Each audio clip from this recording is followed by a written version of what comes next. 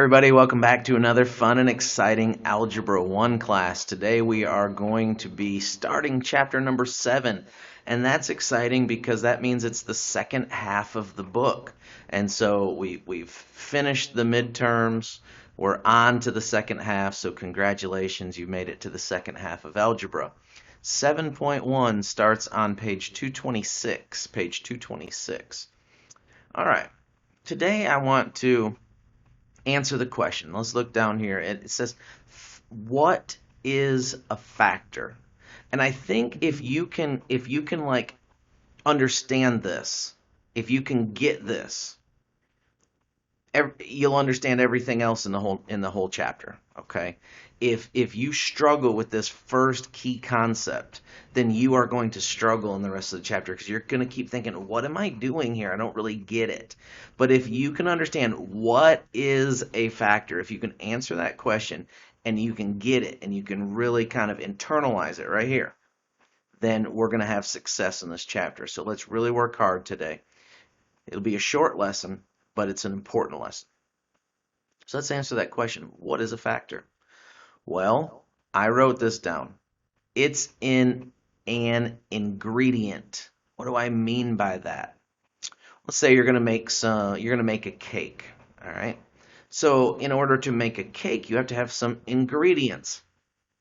You can't just, magically wave this thing's magic right here, okay? It writes on the screen and does some pretty cool things. But I can't just wave this magic pen and expect a cake to pop out of the oven. It's not going to happen. So what do I have to do? I have to take ingredients. What are ingredients? They're pieces, they're parts, okay?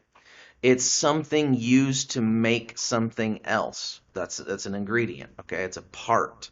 So parts to the car. It's an ingredient to the cake, okay? So these are parts, they're ingredients, they're pieces, if you will. So I need my pieces to make my cake. What do I need? Well, I need some flour, okay? I probably need some sugar if I want it to taste good. I need some things like maybe some butter. I need some things like maybe some flavoring. I don't know what kind. Do you want vanilla? Do you want chocolate? Do you want strawberry? What kind of cake do you want? So I need some things. I need some eggs. All right. I need some baking powder that will make it rise. And so I have some different things that I have to put in the cake, or else it's not going to work. It's not a cake if I don't use these certain ingredients. Well, factors are the parts, they're the pieces, they're the eggs, they're the flour, they're the vanilla, they're the chocolate, they're the pieces to the cake. They are, in math, they're the pieces to what? Well, in math, it's the pieces of a multiplication problem. What do I mean by that? Well, in this case, our multiplication problem is 3 times 4, and that equals 12. The 3 and the 4 are the ingredients. They're the pieces. They're the factors. Okay? And 12 is the product. The cake. 12 is the cake. Okay? 12 is the end product. 3 and 4, pieces, parts, factors, ingredients. 12 is the product. It's the cake. Now, what does that mean for me today in this class? Well, here's what it means. We are going to be talking about several different types of factors. So again, this is kind of like, you got prime factors, we'll call those the eggs, and common factors, we'll call that the flour, okay? Numerical, we'll call that the sugar. Okay, you see what I mean here? There's different pieces, different parts. And all of these factoring problems that we're going to be doing in this chapter, in these lessons, are going to have different parts to these, or different types of factors, different types of ingredients. In today's lesson, I really want to focus on prime factors. Okay, prime factors. If we can understand prime factoring, it's going to help us. And the other one is, I didn't write this down, but the greatest common factor. There's common factors, but I want to talk also in this lesson about the greatest common factor. So if we can get those two things down, then we're making progress. We're going somewhere. Okay, so let's look at one of these examples. Let's look at prime factoring to start with.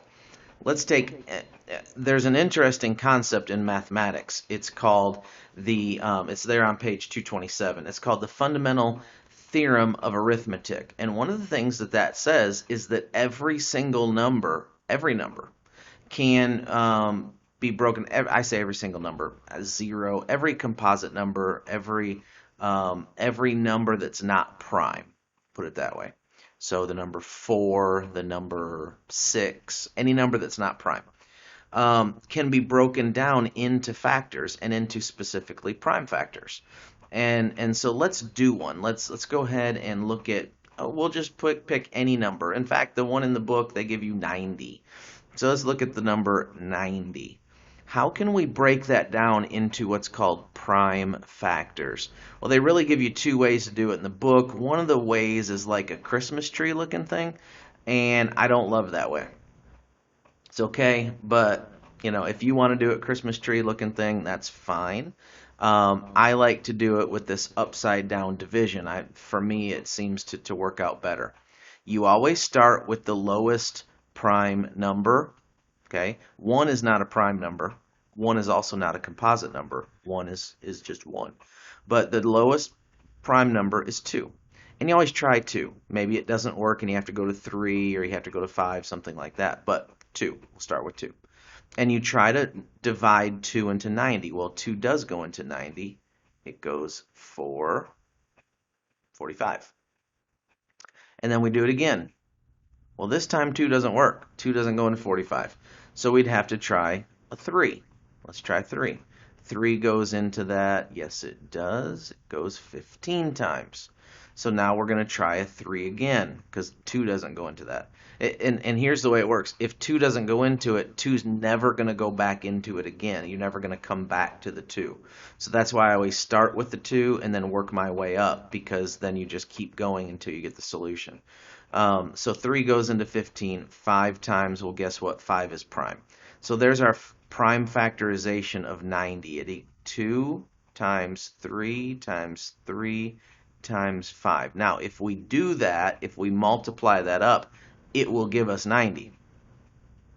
So 2 times 3, 6 times 3 is 18 times 5. There's our 90. Okay? And so that's prime factorization.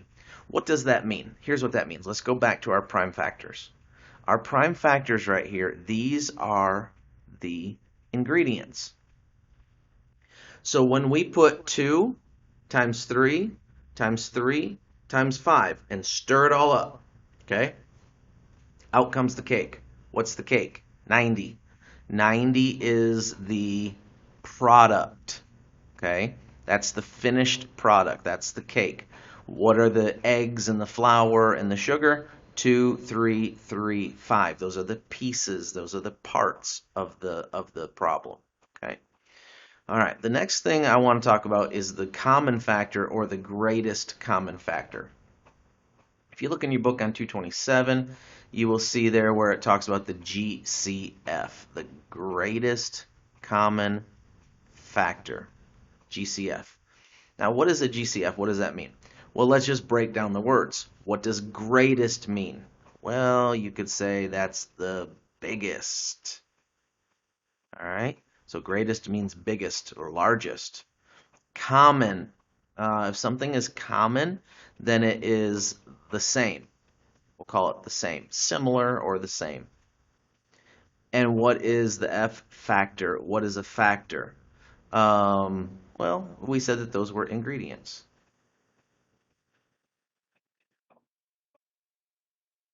Okay? So, the biggest same ingredients.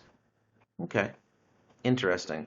That doesn't help me out very much. Well, it does. Just a second. Let's look at these. So now we're going to take two numbers. So whenever we have a common, you have to have two things to have common. All right. So I can't find the greatest common factor of 90 because I don't have another number that it can be common with. So what do I mean by that? I mean, let's take two numbers. Let's take 40 and 60. That's the illustration the book uses. And let's prime factor those. So 2 goes into that 20 times. 2 goes into that 10 times, and 2 goes into that 5 times. All right, now let's do the 60. So 2 goes into 60 30 times. 2 goes into 30 15 times. 2 goes into 15, no it doesn't. 3 goes into 15 5 times. Now, when we want to find our GCF, our biggest same ingredient, okay, and that shouldn't be an S on the end of that, should be our biggest same ingredient. All right, so what's the biggest ingredient into this cake? Well, you might think, okay, Mr. Steve, our biggest ingredient is 5. I see it right there. That's the common, that's the biggest common one. Well, yes and no, because look, we also have 2, and 2, that's common. But look here, there's another 2 and another 2 that's common. And then we have the common 5 and 5. So how do we do this? Here's the way you do it. Now, you only take the pairs. You only take so there's 2 2s. So here's a 2, here's a 2. Okay, on each side. We're gonna take this pair of 2s one time. We're gonna say 2. And then we're gonna take this pair of 2s and we're gonna say times 2. And then we're gonna take this pair of 5s and we're gonna say times 5. Okay, you don't take each one, you take one of them. And now we multiply those together, and that's going to be our greatest common factor. So 2 times 2 is 4 times 5 is 20. Our greatest common factor of what numbers? 40 and 60. There it was right there, 40 and 60. Our biggest same ingredient is 20. In other words, 20 is inside of both of those. Let me prove it to you. If I take 40 and divide it by 20, I get 2. No remainder, whole number, 2. If I take 60 and I divide it by 20, I get 3. Whole number, okay? And so 20 is contained inside of both 40 and 60. It's the biggest number that's contained inside of both of them. So it is what's called our greatest common factor, or for this lesson today, our biggest same ingredient. All right, so that's the biggest ingredient. That would be like the flour in the cake. That's the thing that you put the most in. Okay? All right. Let's do another one. This is so much fun, right? You're having a blast. I know you're having a blast. So 16 and 24, you're like, Mr. Steve, this is not even algebra. What are we doing right now? This is like baby math. I know, but in order to do algebra, we have to remember the baby math. So let's do 16 and 24. So 2 goes into 16 8 times, 2 goes into 8 4 times, 2 goes into 4 2 times. 2 goes into 24, it does 12 times. 2 goes into 12, it does 6 times. And 2 goes into 6 3 times. So there we go, we're done with our factoring. Now let's find the biggest ingredient here. So what are we going to do? We're going to say, all right, I got a pair of 2s. So we take 1, 2. I have another pair of 2s. So we put another 2. I have a third pair of 2s. Anything else? No. The 2 and the 3 are not common. So 2 times 2 is 4 times 2 is 8. Our biggest common factor, our biggest common ingredient, our biggest same ingredient, I guess we called it, biggest same ingredient, greatest common factor of this one, 16 and 24, is 8. Okay. Now, let's take the next step.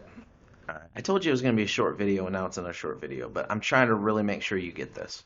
Let's just do 1, maybe 2 more. Let's talk about the GCF of something with algebra in it. X cubed, 50x cubed, and 20xy. Okay?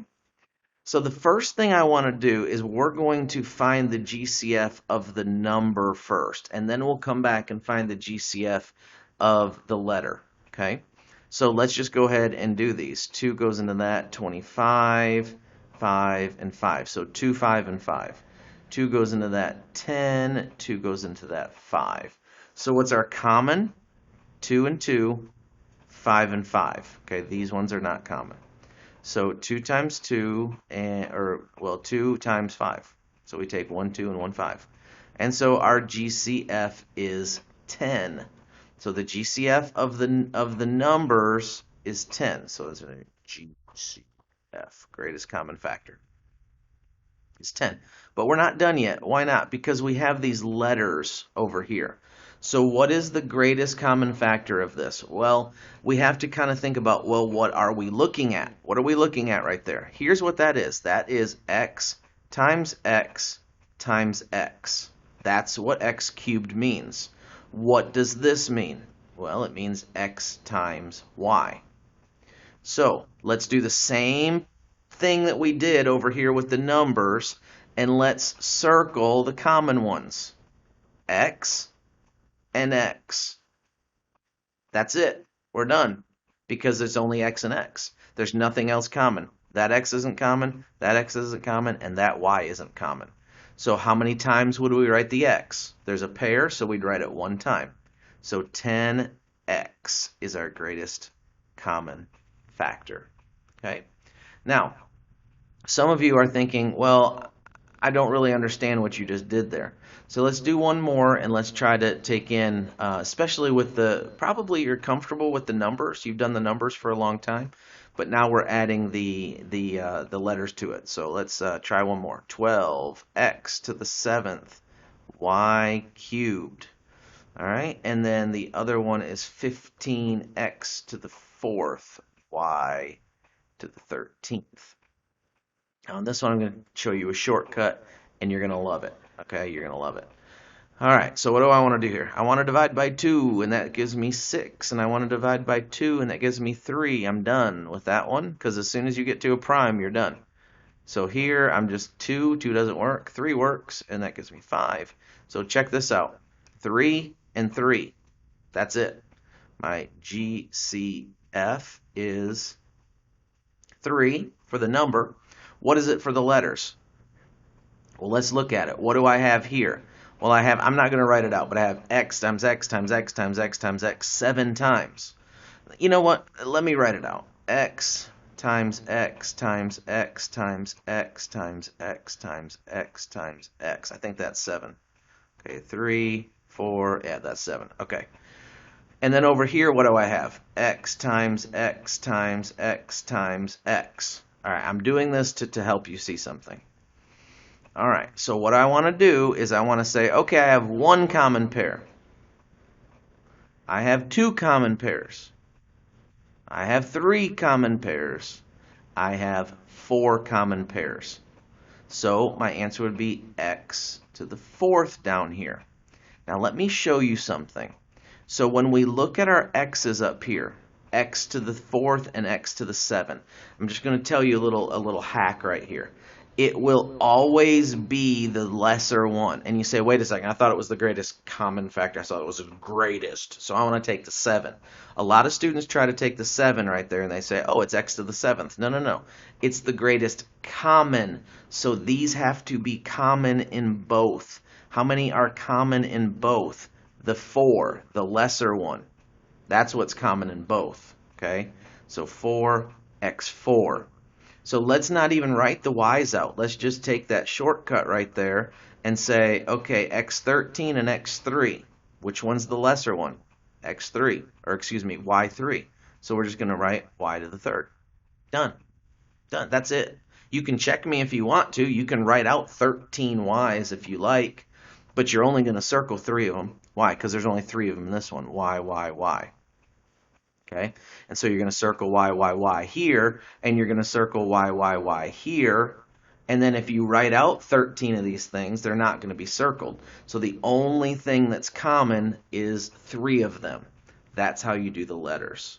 Okay, it's not as hard as you think. It's really not. Sometimes you think, oh, letters, it means it's hard. Not necessarily. Okay. I hope you understood that. I hope you learned something. If you missed anything in there, I want you to go back, make sure you rewind it, check it out, look at it again, and do your best, because this lesson is key to the rest of the chapter. Okay? We'll see you later. You have a good one. Bye-bye.